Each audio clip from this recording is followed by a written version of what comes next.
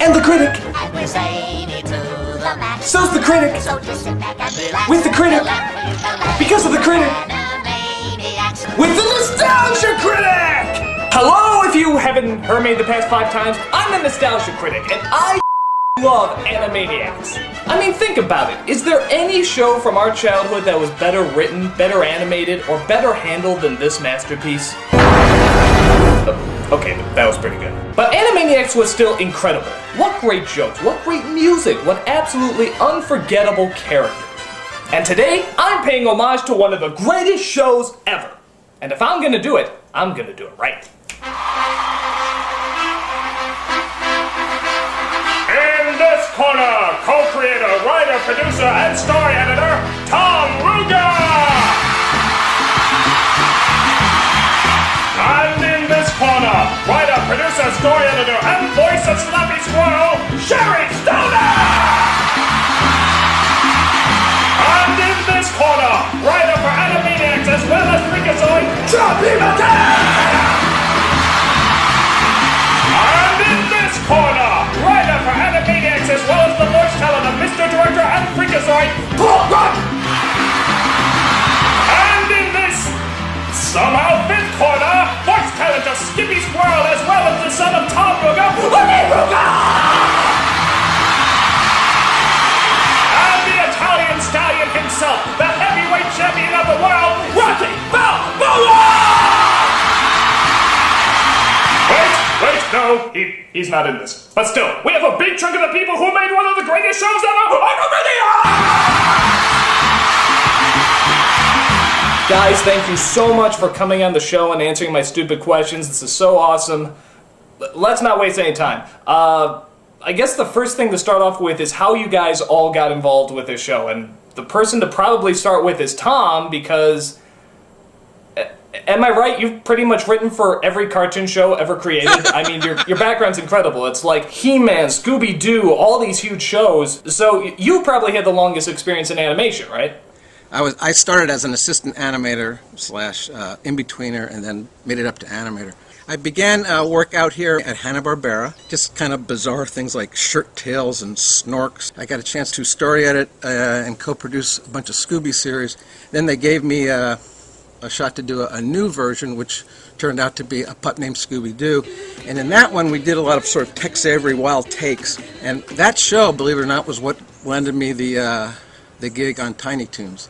I started out as an actress back 100 million years ago, and I was in the Groundlings. I performed at the Groundlings. And a friend of mine at the Groundlings asked if I'd be interested in maybe writing a cartoon. This was for Tiny Toons, actually.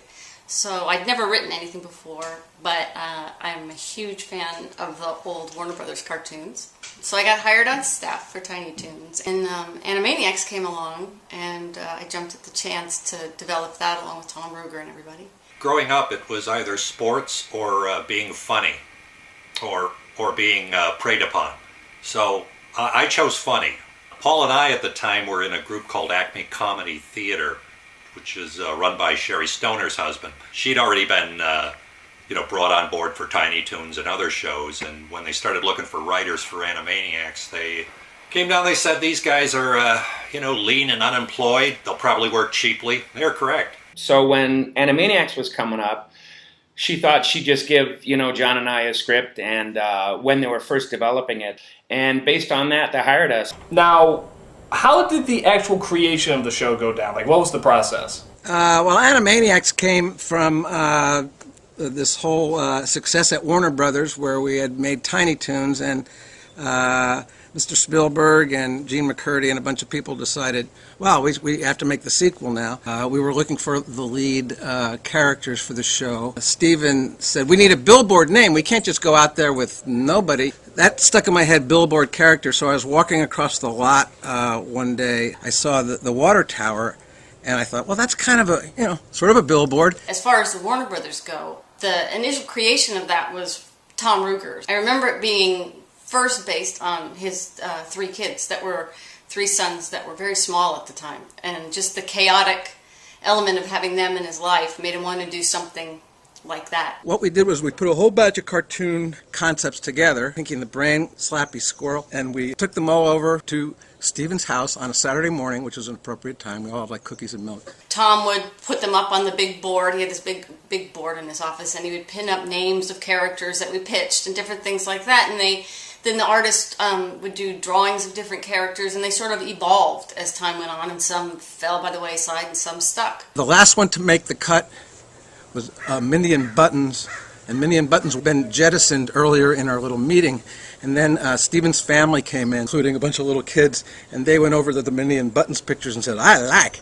So suddenly Mindy and Buttons were back in. They had a Bible which was literally, I remember it was like 2 inches thick, and it was pretty much all said about what they would be. There was a list, like 5 pages, about what they thought the characters' catchphrases would be. Paul and I had to kind of, feel our way, trying to use some of the stuff they had and then some ideas that we had. I remember Deanna Oliver kept pushing this gecko and Chuckwalla, and of course it ultimately turned into the Geico Gecko. So Deanna also was the one behind Chicken Boo.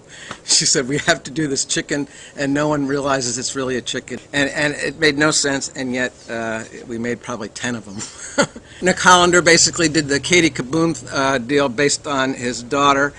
And of course, Sherry Stoner was, and always will be Slappy Squirrel. Thank you, Mr. Exposition. She brought that character in from like a Groundling skit that she had done. So we basically took the concept of Screwy Squirrel, who we all love from the Tex Avery cartoons, and turning that character into sort of an elderly, cranky squirrel. Pinky and the Brain, of course, famously were based on 2 of our artists, Tom Minton as the Brain and Eddie Fitzgerald as Pinky. Basically, those 2 characters were based around the personalities of those 2 writer, director, artists. Minton and Eddie Fitzgerald would be in the room next door, and you'd hear Minton go, and Eddie going, North! God, Brian, brilliant! That's where the whole Pinky and the Brain concept came from, because I always felt that they were plotting to take over the world. Now that's interesting because I always thought maybe Pinky was Hugh Laurie from Blackadder or something, and I could have sworn that Brain was Orson Welles. He looks and talks like Orson Welles. Was there any inspiration for that? The voice actor doing the Brain, the beloved Maurice LaMarche, he would always warm up the same way. He warmed up doing the exact word-for-word recording session of an old Orson Welles commercial where Orson Welles doesn't complete the commercial. It's about, Mrs. Covington's fish products or something. And it's basically this diatribe by Orson Welles of him like going off copy on his commercial and getting real ticked off at the engineer in the booth. Get me a jury and show me how you can say ends your line, and I'll go down on you. That was where the Brain's voice came from. It came from Maurice just loving this Orson Welles impression, and we said, yeah, I think that'll work. So was that, this is probably a stupid question, but was that the inspiration for Yes Always, which is a cartoon where the Brain goes, does a voice audition, and almost quotes word for word every line that Orson Welles said in those auditions? It is exactly the inspiration for that particular segment. And that's the only cartoon, Animaniacs cartoon, in which I actually did my own voice. Come on, Brain. I write all your best material. Shakespeare wrote my best material. You write drivel unfit for a light bulb commercial. Peter's in it, and Andrea Romano's in it, and basically the Brain is just ripping into us. The finest prairie-fed beef and taste.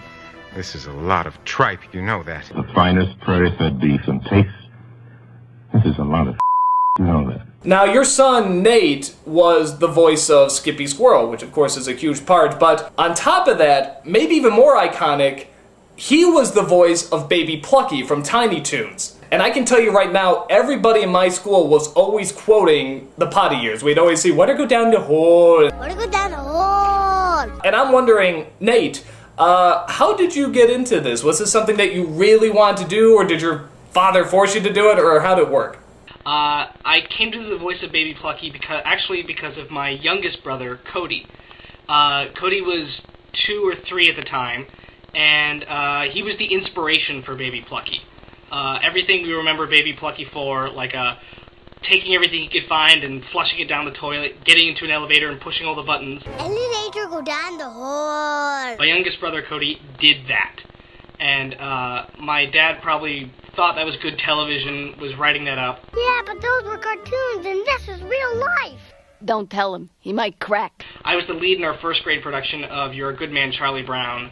So, my 7-year-old brain registered that as, oh, I'm going to be a huge actor someday. And I just begged my parents to take me to, like, every type of, like, audition for movies and theater, and